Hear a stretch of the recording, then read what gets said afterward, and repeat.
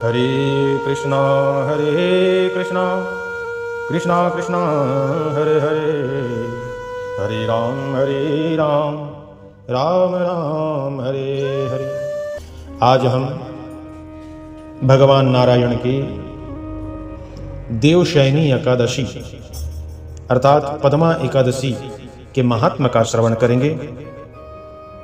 सारे व्रतों में, सारे उपवासों में भी एकादशी का व्रत जो है बहुत ही श्रेष्ठ है, जो भगवान नारायण को अति प्रिय है। धर्मराज युधिष्ठिर महाराज जी ने यही बात पूछे भगवान से कि प्रभु, आषाढ़ मास के जो शुक्ल पक्ष की एकादशी का क्या नाम है और उस दिन कौन से देवता की पूजा होती है और उसकी क्या विधि है, सो प्रभु मुझे विस्तार पूर्वक श्रवण करना है, क्योंकि मुझे भगवान नारायण से सारी एकादशियों के बारे में श्रवण करके बहुत प्रेम उत्पन्न हो रहा है। तब भगवान कृष्ण मुस्कुराते हुए बोले कि राजन, एक समय नारद जी ने भी यही प्रश्न पूछे जो आप पूछ रहे हो। नारद जी को भी जिज्ञासा हुई और ब्रह्मा जी के पास पहुंच गए और ब्रह्मा जी से हाथ जोड़ करके पूछे कि पिताश्री, भगवान नारायण को प्रिय लगने वाले आषाढ़ मास के शुक्ल पक्ष की एकादशी को क्या कहती हैं और उसकी क्या विधि है और उसका क्या फल है। तब यही बात ब्रह्मा जी ने नारद जी को कहा। चारों पुरुषार्थ को देने वाला एकादशी है देवशयनी एकादशी, जिसे पद्मा एकादशी भी कहते हैं। नारद, जो कोई भी मनुष्य इस पद्मा एकादशी को विधि पूर्वक रहता है, भगवान नारायण उनके समकक्ष उपस्थित रहते हैं। उनके आगे भी नारायण, उसके पीछे भी नारायण, उसके दाएं भी नारायण, उसके बाएं भी नारायण, उसके ऊपर भी नारायण, उसके नीचे भी नारायण। इसलिए तो भगवान नारायण के चतुर्भुज हैं। चतुर्भुज अर्थात चारों पुरुषार्थ को प्रदान करने वाला नारायण धर्म, अर्थ, काम, मोक्ष, ये चारों पुरुषार्थ को भगवान नारायण दे देते हैं। और जिसको चारों पुरुषार्थ की सिद्धि करना है, वो भगवान नारायण के देवशयनी एकादशी का व्रत करना चाहिए और उस दिन मन से भगवान नारायण की पूजा, उसके कीर्तन, उसका जाप, उसका हवन, अरे कुछ ना हो सके तो भगवान नारायण के मुख से कहा हुआ भगवद गीता के 11वें अध्याय का पाठ करते रहना चाहिए। ये भी ना हो तो हरे राम हरे कृष्ण जाप करते रहना चाहिए। और ब्रह्मा जी ने नारद जी को कहा कि जो प्रश्न तुम कर रहे हो नारद, वो तुम अपने लिए नहीं कर रहे हो, तुम कलयुग के सारे जीव जो पाप कर्म में लिप्त है उसके उद्धार के लिए कर रहे हो, क्योंकि तुम परोपकारी हो नारद। कलयुग के जीवों के उद्धार के लिए सब कर रहे हो। और एक बात बता दूं नारद,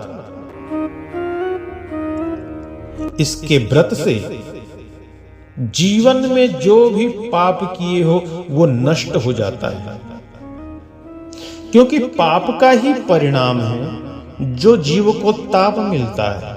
तो ताप को मिटाने के लिए पाप को नष्ट करना है, और पाप नष्ट होंगे व्रत से, एकादशी व्रत से। और किसी में इतनी ताकत नहीं है कि जो तुम्हारे पाप को मिटा दे। ताप मिटता है पाप के मिटाने से। और इस एकादशी का नाम पद्मा है नारद। इसके व्रत करने से भगवान विष्णु अत्यंत प्रसन्न होते हैं। वो भी लक्ष्मी भी, जब भगवान मुस्कुराते हैं तो लक्ष्मी पूछती भगवान आप मुस्कुरा क्यों रहे हो? तो भगवान कहते हैं आज मेरा भक्त मेरा व्रत कर रहे हैं। भगवान तब मुस्कुराते हैं जब जीव उसके लिए व्रत करता है, उसके लिए कीर्तन करता है, उसके लिए कथा श्रवण करता है। मैं आपको एक इतिहास श्रवण कराता हूं नारद, पौराणिक कथा कहता हूं, इसे ध्यान पूर्वक सुनिए। सूर्यवंशी राजा मंधाता, वह बड़े सत्यवादी था, महान प्रतापी था और चक्रवर्ती था, सभी तरफ जीत लिया था। वो अपनी प्रजा को ऐसे पालन करता है जैसे पिता पुत्र को पालन करता है। उसकी समस्त प्रजा धन धान्य से परिपूर्ण थी और सदैव सुखपूर्वक रहती थी। उसके राज्य में कभी अकाल नहीं पड़ा था, कभी नहीं। एक समय मंधाता के राज्य में 3 वर्ष तक जल का वर्षा नहीं हुआ और जल के अभाव में राज्य में अकाल पड़ गया और प्रजा जो है अन्न की कमी के कारण अत्यंत दुखी रहने लगी। राज्य में यज्ञ होना, तप होना, पूजा होना सब बंद हो गया। एक दिन प्रजा राजा के पास हाथ जोड़ करके कहने लगे कि राजन, समस्त विश्व की सृष्टि का मुख्य कारण वर्षा है और उसी वर्षा के अभाव में राज्य में अकाल पड़ गया है राजन, और उस अकाल से हम प्रजा मारे जा रहे हैं। अन्न की उत्पत्ति नहीं हो रही है और बिना अन्न के हम रह नहीं सकते। एक दिन सारा राज्य समाप्त हो जाएगा। राजन, आप ऐसा कोई उपाय बताइए जिससे हम लोगों का दुख दूर हो।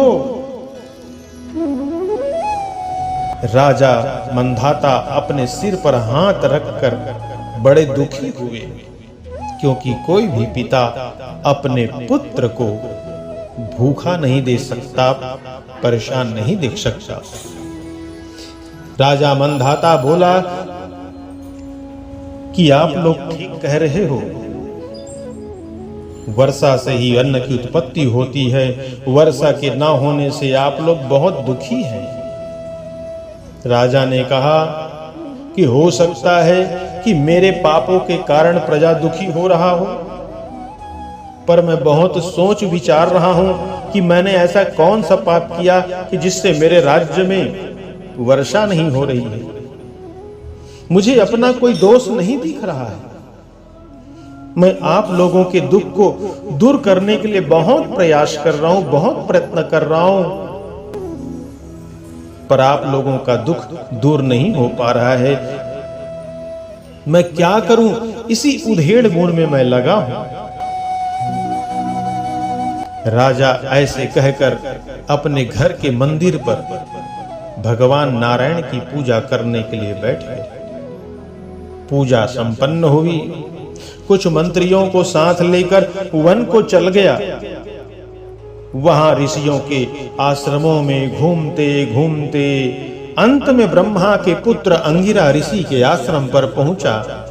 उस स्थान पर राजा घोड़े से उतरा और आश्रम में आया। वहां मुनि नित्य कर्म से निवृत्त हुए थे। राजा ने उनके सम्मुख प्रणाम किया और चरणों में गिर गया। मुनि ने उनको उठाते हुए, अरे राजन, तुम मंधाता, उठो, क्या बात है, बहुत दुखी हो। मुनि ने आशीर्वाद दिया राजा से कि बोले कि राजन, आप कुशल से तो हैं, आपकी प्रजा भी कुशल तो है ना, आप इस स्थान पर कैसे आए हैं और आपका मुख सूखा हुआ है, आप इतने दुखी क्यों हैं? राजा मंधाता हाथ जोड़ करके बोले, महर्षि, मेरे राज्य में 3 वर्ष से वर्षा नहीं हो रही।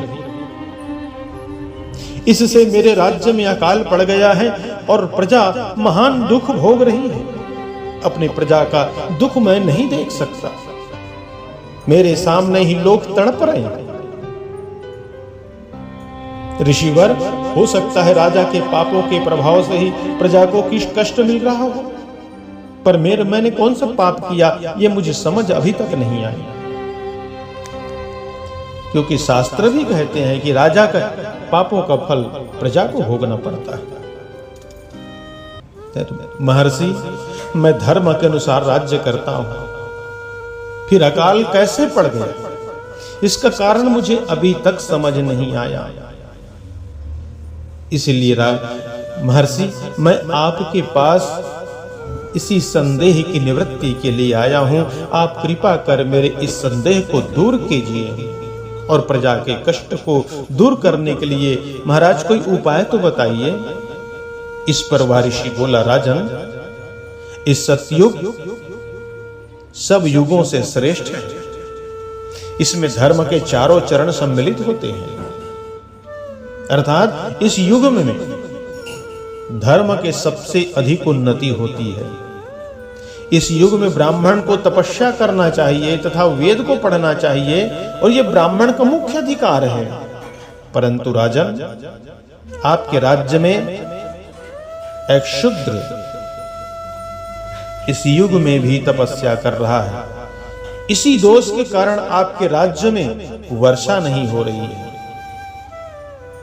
कहने का तात्पर्य है कि ब्राह्मण को वेद पढ़ना चाहिए, तपस्या करना चाहिए, क्षत्रिय को राज्य की रक्षा करनी चाहिए, वैश्य को व्यापार करना चाहिए, शूद्र को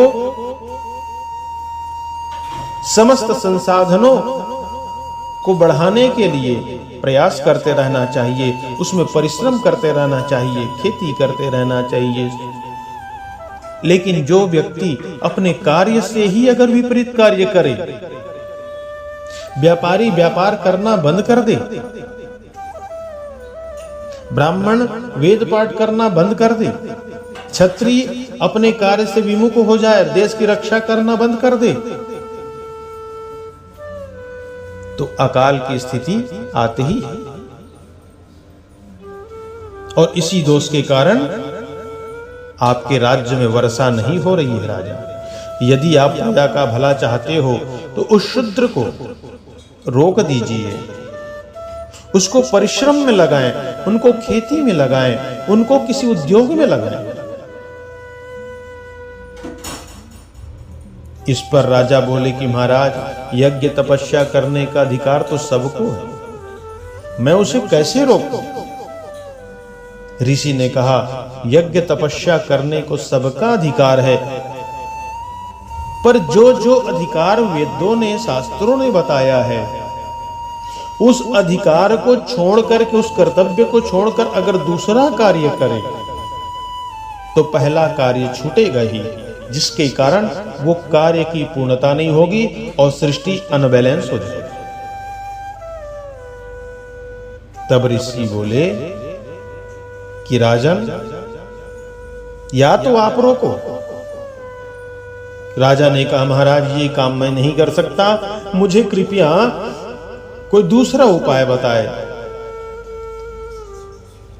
तब अंगिरा ऋषि ने कहा कि राजन, दूसरा उपाय ये है, यदि आप आषाढ़ मास के शुक्ल पक्ष की एकादशी का व्रत विधि पूर्वक करते हो तो इस व्रत के प्रभाव से तुम्हारे राज्य में वर्षा होगी और प्रजा सुखी होगी, क्योंकि उस एकादशी का व्रत सब सिद्धियों को देने वाला और उपद्रव को शांत करने वाला है।